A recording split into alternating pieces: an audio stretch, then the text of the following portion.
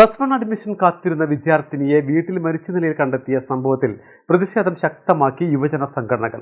മലപ്പുറം പരപ്പനങ്ങാടിയിലെ പുത്തരിക്കൽ പുതിയന്തകത്ത് മുഹമ്മദ് ബഷീർ റാബിയ ദമ്പതികളുടെ മകൾ ഹാദി റുഷ്ദയാണ് മരണപ്പെട്ടത്. +1 സീറ്റ് ലഭിക്കാത്തതാണ് 15-കാരി മരിച്ചതെന്ന ആരോപണവുമായി MSF, KSU പ്രതിനിധി സംഘടനകളാണ് പ്രതിഷേധവുമായി രംഗത്തെത്തിയത്. +1 പ്രവേശനത്തിന് അപേക്ഷ നൽകി കാത്തിരിക്കുന്നതിനിടെയാണ് ഹാദി റുഷ്ദയുടെ മരണം. രണ്ടാം അലോട്ട്മെന്റ് ലിസ്റ്റ് പ്രസിദ്ധീകരിച്ച ദിവസം ലിസ്റ്റിൽ പേരില്ലാത്തതിനെ തുടർന്ന് വിദ്യാർത്ഥിനി ജീവനൊടുക്കിയെന്ന ആരോപണവും ഇതോടെ ഉയർന്നു. പരപ്പനങ്ങാടി SNM ഹയർ സെക്കൻഡറി സ്കൂളിൽ നിന്നും 10ാം തരത്തിൽ വിജയിച്ച ഹാദിക്ക് 6 A+ഉം ബാക്കി B+ഉമായിരുന്നു ലഭിച്ചത്. സംഭവത്തിൽ പ്രതിഷേധവുമായി MSF, KSU ജില്ലാ നേതൃത്വവും രംഗത്തെത്തി. UDSF ബാനറിന് കീഴിൽ ജില്ലാ വിദ്യാഭ്യാസ കാര്യാലയത്തിലേക്ക് നടത്തിയ പ്രതിഷേധ മാർച്ച് പോലീസുമായുള്ള ഉന്തിലും തള്ളിലുമാണ് കലാശിച്ചത്. KSU ജില്ലാ പ്രസിഡന്റ് ഹാരിസ് മുത്തൂരാണ് മാർച്ച് ഉദ്ഘാടനം ചെയ്തത്.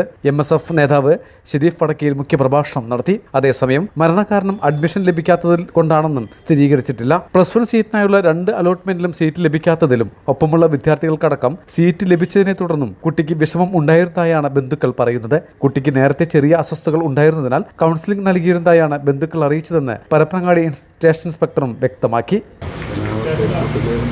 5 A+ അങ്ങനെയുണ്ട്. പിന്നെ കൂടെയുള്ളവർക്ക് അതുപോലെ അലോട്ട്മെൻറ്റ് കിട്ടിയെന്ന് പറയുന്നുണ്ട്. പിന്നെ അലോട്ട്മെൻറ്റ് ഇപ്പോൾ 2ാം ഘട്ടം ആയിട്ടേ ഉള്ളൂ. ഇനിയും 4ഉം 5ഉം ഘട്ടങ്ങൾ വരാറുണ്ട്. അതിലും കുട്ടിക്കോളാമെന്നില്ല.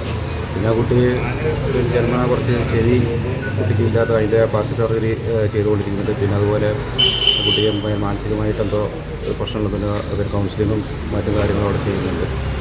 അപ്പോൾ അതിൻ്റെ ട്രീറ്റ്മെൻറ്റ് ഉണ്ട്. അപ്പോൾ അത് നമുക്ക് അലോട്ട്മെൻറ്റ് ആണോ എന്ന് പൂർണ്ണമായിട്ടും പറയാൻ പറ്റില്ല. കൂടുതലായിട്ട് നമ്മൾ അന്വേഷിക്കുന്നുണ്ട്. അസ്വാഭാവിക മരണത്തിനാണ് പോലീസ് കേസെടുത്തിരിക്കുന്നത്. സംഭവത്തിൽ വരും ദിവസങ്ങളിലും പ്രതിഷേധം ശക്തമാക്കാനുള്ള തയ്യാറെടുപ്പിലാണ് യുവജന വിദ്യാർത്ഥി സംഘടനകൾ. മലബാർ ടൈംസ്, ചെമ്മാട്.